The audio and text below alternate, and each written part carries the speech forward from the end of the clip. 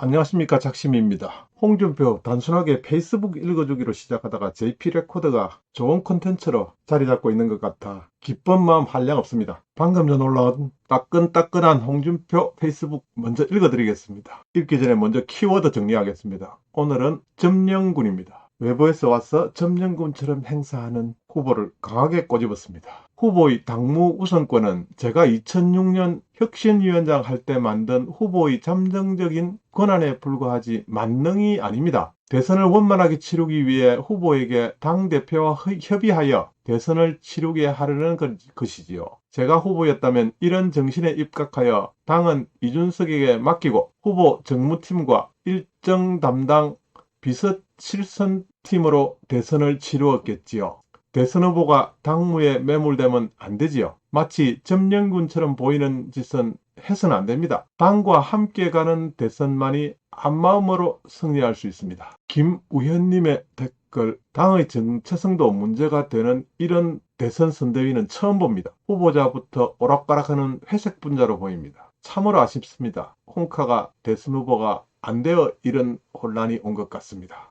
김우현님 감사합니다. 존경하는 대표님, 윤석열 캠프로 가시면 안 됩니다. 최기영 선생님께서 변인규님의 댓글입니다. 부하의 잘못을 자신의 책임으로 돌리는 사람은 훌륭한 지도자다. 어리석은 지도자는 자신의 잘못까지도 부하의 책임으로 돌린다. 이런 인용을 남겨주셨습니다. 심지어는 신동준님은 조언해주지 마세요. 그리고 한마음이 된다 해서 범죄자를 찍어줄 생각도 없습니다. 후보 교체되어서 홍준표님 대선에 나가야 합니다. 당과 대선 후보가 따로 노는 팀이 있어서는 안 된다고 봅니다. 패싱이 있었으면 반드시 바로잡아야 합니다. 대표님께서 지금 대선 후보시라면 거의 축제 분위기로 민주당을 제압할 텐데요.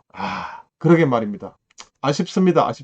킹메이커는 국민들입니다. 그렇습니다. 지금의 킹메이커는 홍준표 지지자들입니다. 더 단합해야 되겠습니다. 서영애님의 좋은 메시지 감사합니다. 잘하고 있는 당대표에게 힘을 실어주고 본인은 주위를 물리고 민심의 소리를 들어야 대선 승리에 조금이라도 희망을 볼 겁니다. 그걸 알아야 할 텐데. 영민입니다.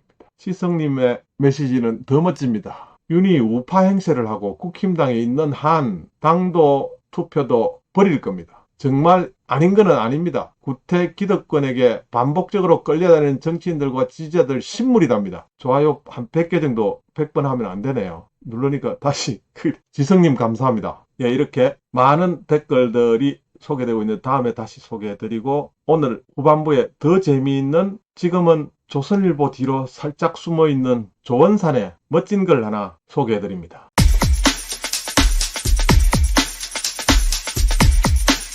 저 문재인의 가슴은 한 번도 경험하지 못한 고기 맛을 보여드리겠다는 마음으로 뜨겁습니다. 삼겹살을 좋아하는 주민도 순대를 좋아하는 주민도 모두 이 마을 주민입니다. 우리 마을에서 고기의 양은 공정할 것이요 가격은 평등할 것이며 육질은 정의로울 것입니다. 이렇게 시작하는 제가 자주 언급하는 조원산의 멋진 글 하나 소개드립니다. 재밌습니다. 그리고 시사하는 바도 큽니다. 양돈업자의 돼지가 오늘 오후 죽었다. 옹골찬 정수리에 무게감 있게 오한마를 받아낸 그의 돼지는 꽥하는 비명을 내지르며 몸부림쳤고 한만턴 삶을 뒤로 한 채 비로소 심정지에 이르고 만 것이다. 살진 돼지 한 마리가 죽었을 뿐이었다. 그러나 주변을 초계 비행하던 똥파리들은 미처 죽은 돼지의 누린내를 맡기도 전에 수많은 인간들의 욕망이 뻗어나와 죽은 돼지를 덮쳤다. 586의 등장을 이렇게 묘사했습니다. 먼저 도축업자 이씨가 나섰다. 날카로운 눈과 세련된 발골, 정형술로 무장한 이씨는 절명한 돼지의 몸을 힘껏 칼을 박았고 거센 콧김을 내뿜으며 고기는 고기대로 내장은 내장대로 신들린 듯 돼지의 육신을 조각조각 난도질하기 시작했다. 다음은 유통업자 박씨 차례였는데 4년간 축적해온 그의 유통망은 최근 저리 할부에 품에하는 냉장 탑차와 함께 빛을 발하기 시작했고 조각난 돼지를 적재하며 실려는 그녀는 콧노래를 흥얼거리며 마침내 마을 입구를 향해 차를 몰기 시작한 것이다. 여기에서 검찰과 경찰이 나오는 것 같습니다. 제 짧은 생각입니다. 이렇게 그림 한 장도 사파를 넣었습니다. 축제가 시작되었다. 해질 무렵의 마을에 인간의 욕망처럼 이글거리며 숯불이 피어올랐다. 석쇠 위로 몸을 눕힌 삼겹살은 앞뒤로 구르며 기름땀을 흘러내기 시작했다. 입안의 그것은 탄탄한 육질을 자랑하며 어금니 사이에서 버티다가 누릿한 육즙을 터뜨리며 어깨어졌다. 이미 취한 술꾼들은 해장을 하겠다며 국밥집을 찾았다. 청양고추를 입에 물어 입안을 달군 그들은 깊게 우러난 국물을 들이켜 혓바닥 위를 지저댔다. 아삭아삭 웃던 겉절이는 청량한 배추즙을 쏟아내며 행복을 노래했고 꺼진 숯불 위로 희끄무레한 연기가 피어오를 즈음 축제는 마침내 끝이었다. 촛불 광화문이 아주 멋지게 이렇게 표현되어 있습니다.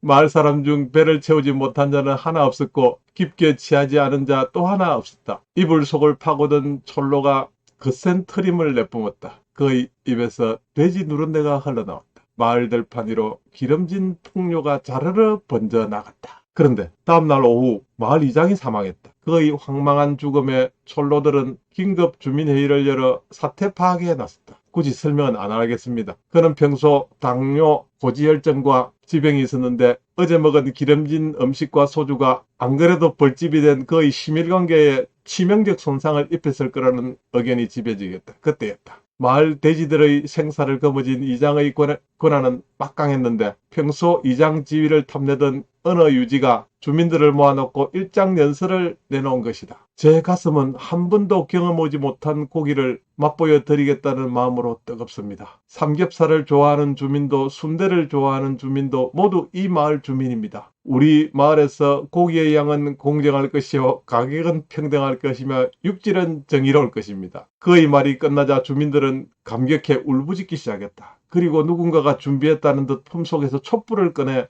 그의 이름을 연호하기 시작했다. 그리고 그날 밤 주민들은 만장일치로 새 이장 추대에 동의한다. 마침내 도래할 새 시대의 물결이 장엄한 촛불이 되어 일렁이었다. 모두가 촛농처럼 뜨거운 눈물을 흘리고 있었다. 다음날 동이 트기 무섭게 새 이장은 행동에 나섰다. 그는 먼저 양돈업자의 돼지 가격이 지나치게 높다는 것을 문제 삼았고 돼지 판돈의 절반을 마을 기금으로 헌납하라며 양돈업자를 겁박하기 시작했다. 양돈업자는 돼지 가격은 수시로 변해왔으며 또한 가격은 업자가 아니라 도축 유통업자, 고깃집 사장을 비롯한 주민들이 정하는 것이라 항변했지만 소용이 없었다.